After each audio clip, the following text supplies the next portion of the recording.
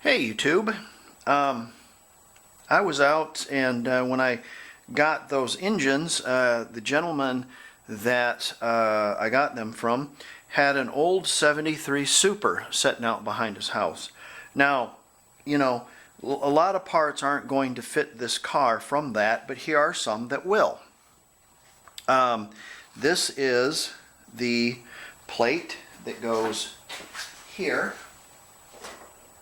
and the brake cables go up through, and then the nuts and the locking nuts, and then the fiber washers. Whoops, lost that one. It's on the floor now. The fiber washers and the stops for the heater control cables. So if you're looking for parts for your Volkswagen, it's not necessary to absolutely look for stuff for a 67. This is a 67. The body dimensions for this particular vehicle came about in 1965. They changed the body style from 64 to 65. 65 on, everything was the same. Right up to when they stopped making the standard Beetle in 77. There are some differences, yeah, floor pans and stuff like that, but little nuts and bolts and gizmos like this and stuff like this. The levers are different. They have different knobs on them, but a lot of the hardware stayed the same. So you can look for parts for different cars. And in fact, I snagged the seat belts out of the 73. Yeah, I know. For a purist, it's not. The lobster claw 1 year seat belts, so they're supposed to be in this yada, yada, yada. Man, I got retractable ones for nothing, for zero, and they retract. I'm not that much of a purist. If I had the money, I would be, but I don't. So let's put these together, and we'll have a parking brake and heater cables at work. And one thing I neglected is I should have snagged the lower piece that goes to the shifter. I still can't put that together because the shift plate is missing on this. There's a lot of stuff missing on this that I'm pretty certain it wasn't the last person that had this car. He seemed to have everything together in boxes nice and neat. He told me that Abner Dimwit before him had lost or sold everything on this car.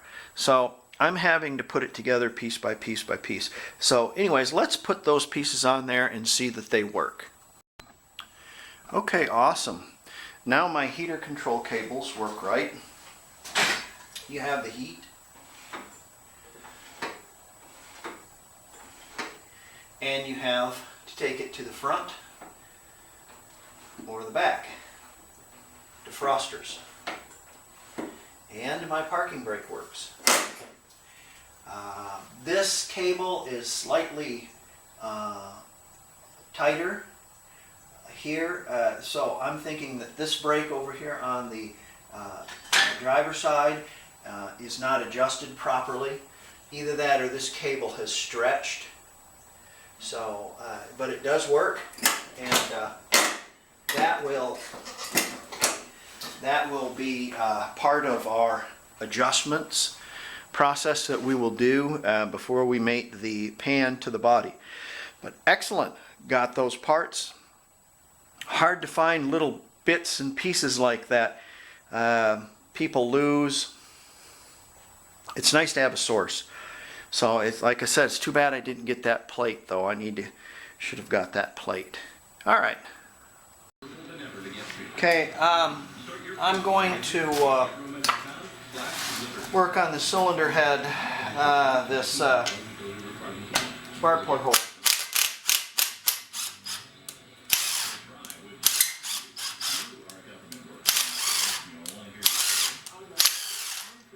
Okay, what I bought this at Advance Auto. It's a little tap, and I think it's 16 millimeter, 16 by 1, something like that.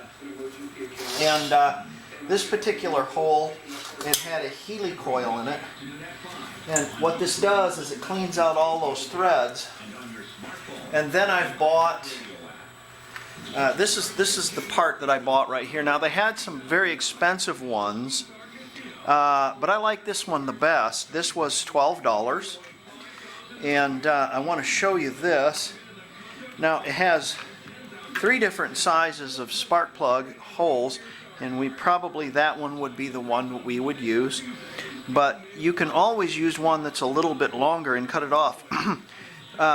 This particular one I like the most because it had a little ridge on it.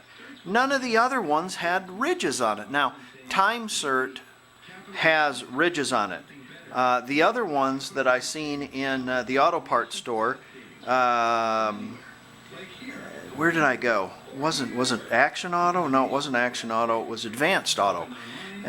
And the other ones, they didn't have a ridge on it. So essentially, if you screwed this into your cylinder, and then maybe you took the spark plug out and you put it back in, it could possibly hang up on the inside and run this down farther into your cylinder, and your piston could hit it. So this has a little ridge on it where it won't go only so far. So I've cut into this. With that tap right there, and I'm going to clean this hole all up. I'm going to clean that hole all up, and then I'm going to run that down in there and see how many threads, and if there's threads left over, we can always cut them off with a die grinder, and put that back down there. And then what I'm going to do is I'm going to screw it back down after I clean it all up really good, and I'm going to set it with this. And this is Extreme Heat Metallic Paste by J.B. Weld. You mix it up, you put it around that little thread deal, and you screw it down in there. I'm also going to see about staking it. And what you do is you can't stake the steel, but you can stake the aluminum kind of up against the steel in 3 different places with a chisel. And so I'm going to try that and see how that works, and I'll get back with you and we'll see. Okay, I'm cleaned it out really good with this. Got in there and cleaned it out really good, and I got right in that edge. Let me get my big head out of the way.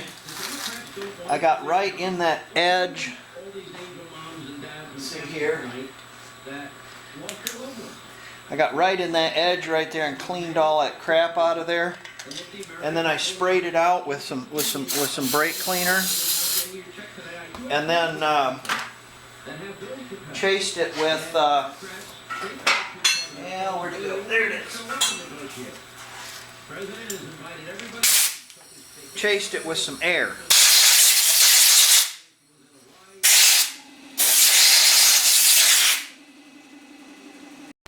Okay, I wanted to test fit this to see exactly what was going to happen, and now I've got it stuck in there. But I'm tightening my spark plug right here. Right there.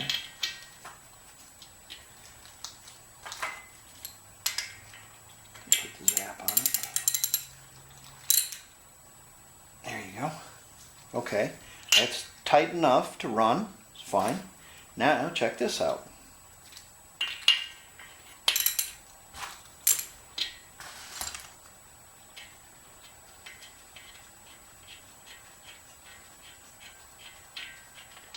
Pulled spark plug out. So there isn't really any problems here.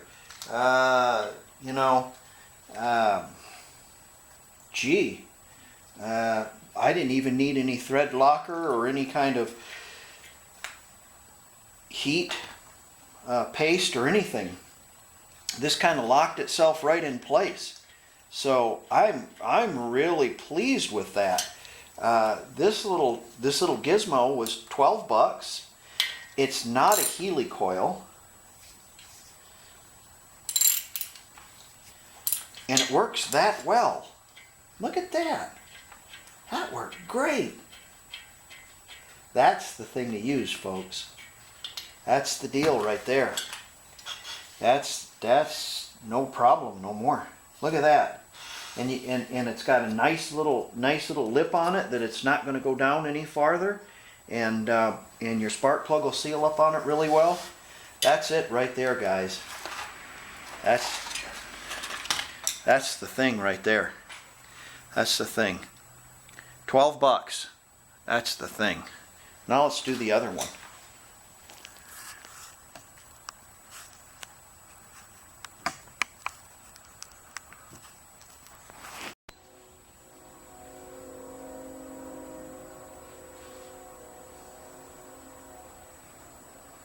Great, a train, lovely. Another thing I want to do, take this and you mix this stuff up really well, and I already have, and dip your bolt in there. Get some down in that hole. Got something to get down in that hole. Let's see, I had something put in there.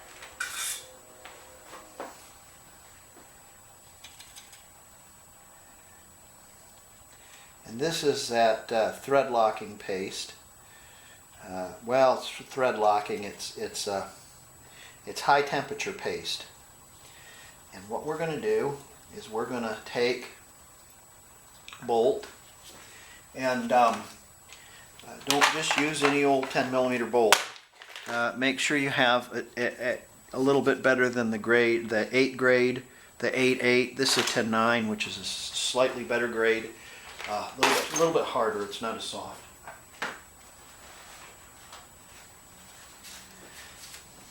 I'm going to screw that down in there.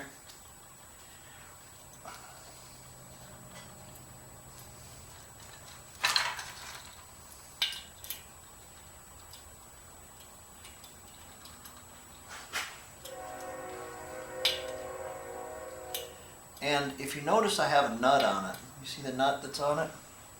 There's a reason why I have a nut on it. It's so when I cut it off with my die grinder, I can take this nut after I clean up the threads, and I can pull it off, and what it'll do is it'll completely clean the threads up. And why am I doing this? Well, because I went down to Ace Hardware and I couldn't find a stud. They didn't have them, 10 millimeter studs. Odd. Okay, I'm going to cut that off with a die grinder, and then I'll show you what I got. Noise alert.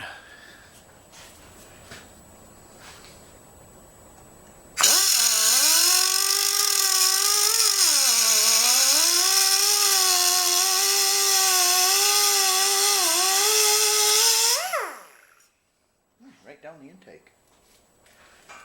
Make sure and fish that out of there. Can you imagine not fishing that out of there? We'll clean those threads up, and we'll pull that off of there, that bolt, and then we'll have perfect stud.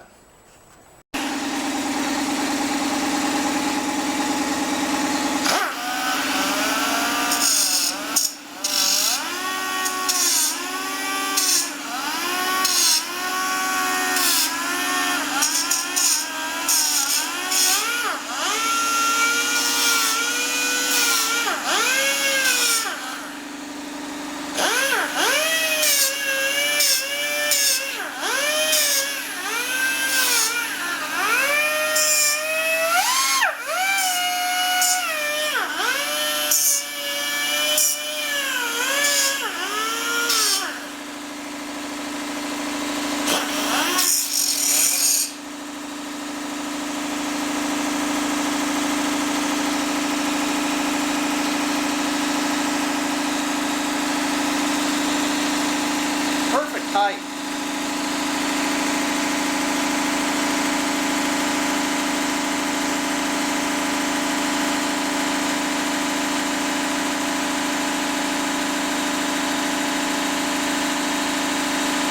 Wonderful. Okay, this hole here is stripped out right here.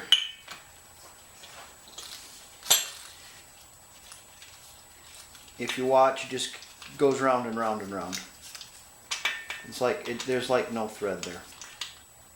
Okay, so that's the one we're going to work on.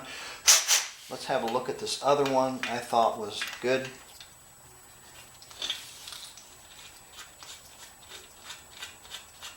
Yeah, that's a good one.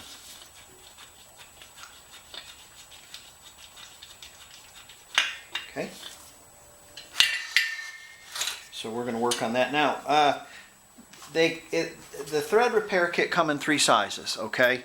So I use the medium size, and well, it comes in 4 sizes actually, great big long one too, but I'm not going to use that great big long one. You could if you wanted to. I think this is too short, and let me show you something. Remember I told you about spark plugs in Volkswagen engines being different reaches? Okay, if you use this one, you have a thread right here.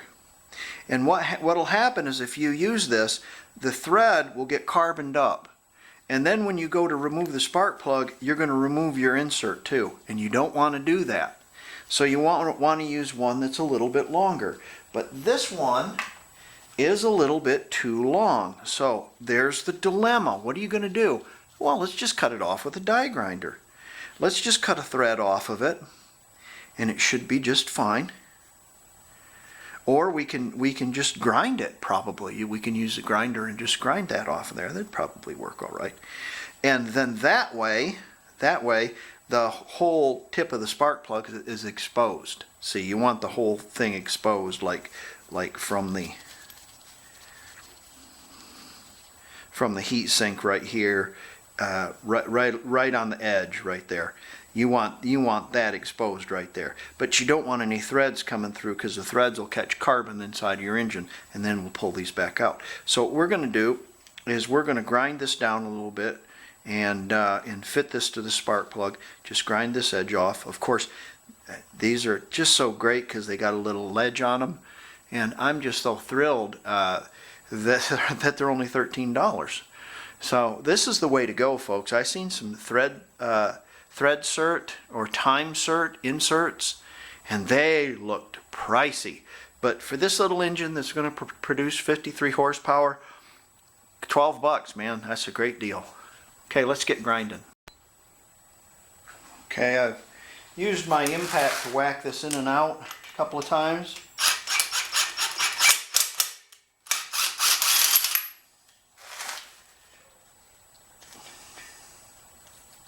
And cut some beautiful threads in there.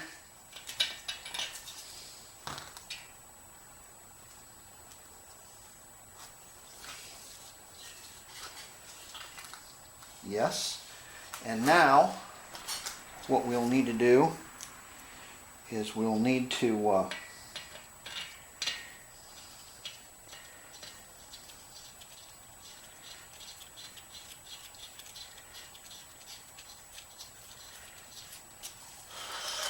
clean that all up.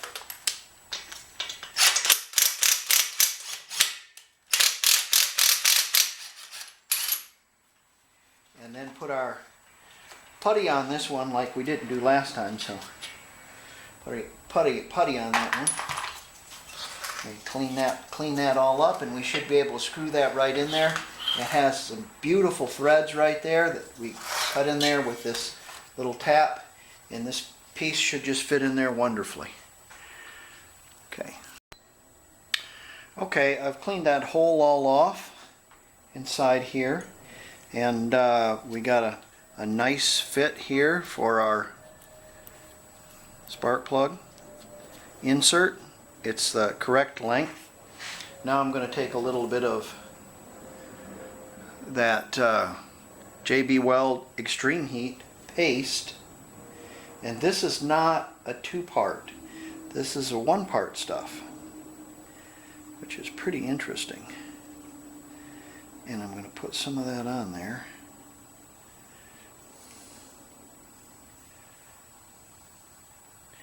And I figure as I screw it in, it's going to come up top. It smells like JB Weld. And then what we're going to do is we're going to screw this right in there. Should fit right in there.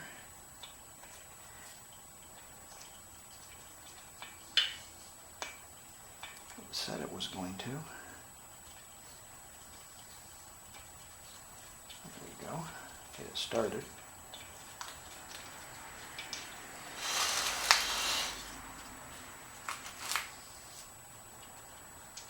You see it coming through right here.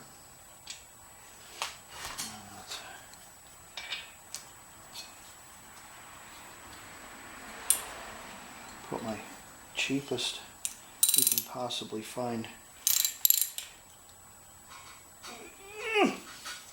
So that's good and tight in there. So let's see if our spark plug comes out.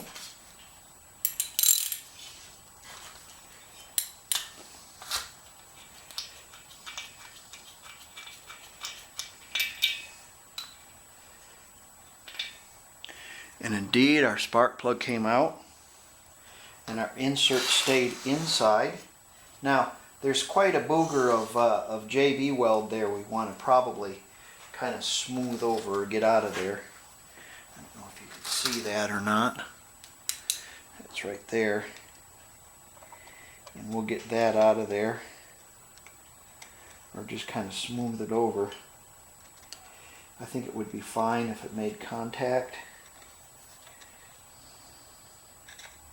Couple different places.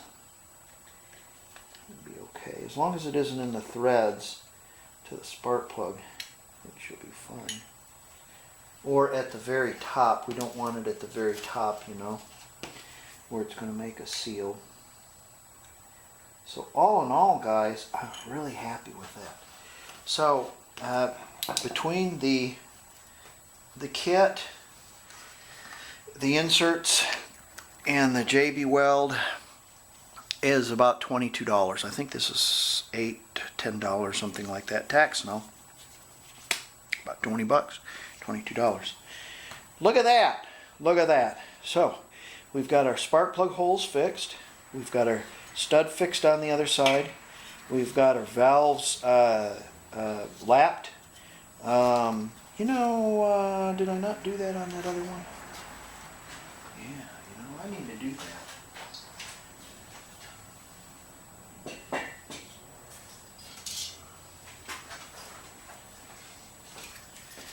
Whoa, savage. Can you imagine this being down in there? Ooh, hold the valve open. Bad deal. Okay, studs fixed, spark plug holes are fixed, proper springs. The springs are on the right way. We lapped our valves. They don't leak. Look at that. We have some usable cylinder heads. Now I'm going to wash them really good, clean them out really good,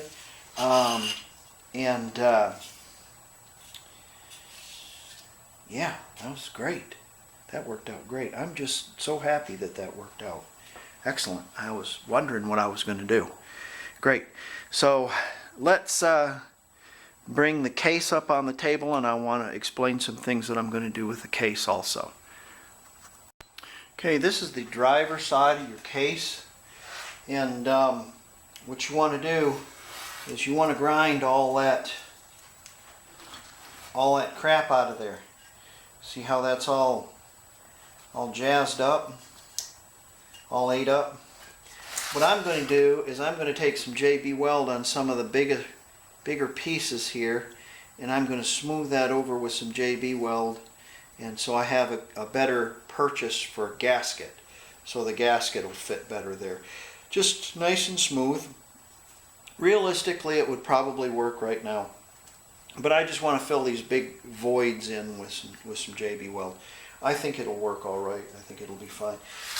Some things I was noticing about this case is when I took it down to the car wash and I started putting water in it, right? I took a high pressure hose, and this side, nothing would go through there. Nothing would go through either of these.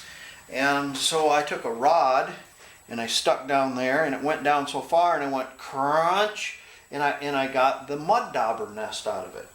Mud daubers, they're wasps, and they gather mud and they find holes. And if your engine is open, or if you find one of these in a salvage yard that isn't closed up with every orifice closed, it'll have a mud dauber nest in it. In Oklahoma it will anyways.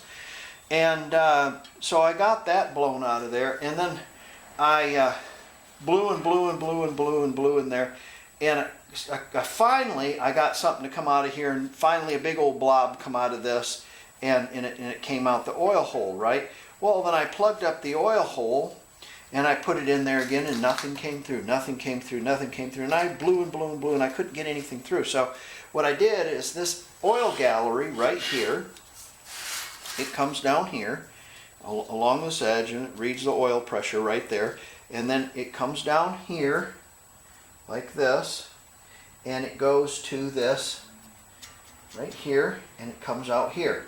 Okay, this is where your oil pump feeds it, and it has a gallery coming out here to this bearing, coming out here to this bearing, and coming to all the main bearings. And I couldn't get anything through it. I couldn't get anything through it. So what I did is I took a drill, and I drilled a hole in this cap right here, and I stuck a rod down here, and sure enough, crunch, crunch, crunch, crunch, crunch, and then I blew it all out, and I was able to get airflow through it finally. Now I'm gonna, when I get done with this block, is I'm gonna take it down the car wash again, and I'm gonna stick a hole. I'm gonna patch this, plug this. Haven't figured out yet. I think there's enough meat there for me to tap that, and I can put a bolt on it with a little O-ring. Probably work all right. Probably. What was I going to say? I'm going to plug up these holes like I'm going to put my pressure relief valves in, because it blows out a lot there. And I'm going to stick it in this hole and see where it all comes out. And it should come out, every orifice should be coming out here, here, here, here, here, here, here, and here. Should be coming out everywhere, right? Also should be coming out a little bit on this other side too. And the same with this one here. The same with the other end to the oil cooler. Had I not anticipated that, had I not known that mud daubers climb and everything and do that, and you was to just put this block together, the bearings wouldn't get any oil, and if it would have lasted about 5 seconds, and then it would have been 8. It would have been done, burn up. So you have to make sure all your oil passages are open if you're dealing with a junkyard piece. Okay, you have to make sure all that's open.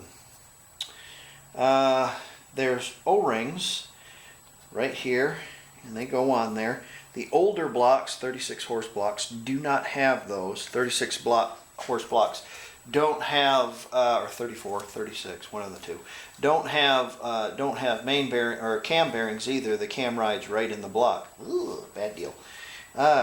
So these have O-rings. Make sure you take your O-rings off, and make sure you put new O-rings on. When we put it together, I'll show you. So be very diligent about your block and make sure all the passages are clean, or you're going to end up, especially if you have a salvage block, you're going to end up with real big trouble. So we want to avoid the real big trouble. So that's something I wanted to tell you about the block. Another thing I'm going to do is, once I get this thing all clean and all done, I'm going to take, I knew there was a ball in there, some engine enamel, and I just happened to find this as a kind of a silverish blue. It doesn't matter, you can paint it with, they have a matte color if you want, just matte clear. But if you paint this, then what you will have is a little bit of protection on this magnesium, and it won't rot quite so bad as like here's really bad. But it'll stop it from oxidizing, because oxygen can't get to it. So if oxygen can't get to it, then it won't oxidize so bad. But I mean, this engine, like I said, this is a very marginal case as far as actually being useful. Being all ate up here, and the fact that it had broke a piston and blew parts out here, broke pieces inside. They're not structural pieces too much so, and I think it'll be a useful case still. I don't think that is what put this engine out of commission. I think what put it out of commission was the fact that it lost one of its cylinders due to the stud coming out. So those are some things to look for, and I'm going to clean up this other side of this case, and we're going to take them down to the car wash and blow them all out again. And like I said, I can't stress how important it is to make sure your oil passages are clean and open so the oil can flow through. Let's see, next thing we're going to work on, after I blow those all out, I'll probably put the case together and paint it. I want to put these studs in before I do that. Spray a little paint on it, you know. It doesn't need to be perfect, but it just needs to be, and I think it'll be, helpful, keeping it from rotting. So once we do that, probably by that time I should have my engine bearings, and we might be able to put that together. Probably tomorrow's video will be intake. I have that other intake, and I want to show you how to rod that out, clean it out, and make sure it's not full of mud daubers too, because it is. So it is full of mud daubers, mud dauber nests. So any hole in Oklahoma, it seems like they climb in and build a nest in it, and it's full of old red clay, and it's blocked all up. So you put that intake on this engine, and it'll run about as much air as a can of peaches. So yeah. So anyways, all right. Well, thanks for wrenching in my garage, and like and subscribe. And I hope you guys are getting something out of this. It's my take on how to put together an engine that's on a budget. I mean, anybody can buy a bunch of new parts, and I'm trying to do it on a budget. So there you go.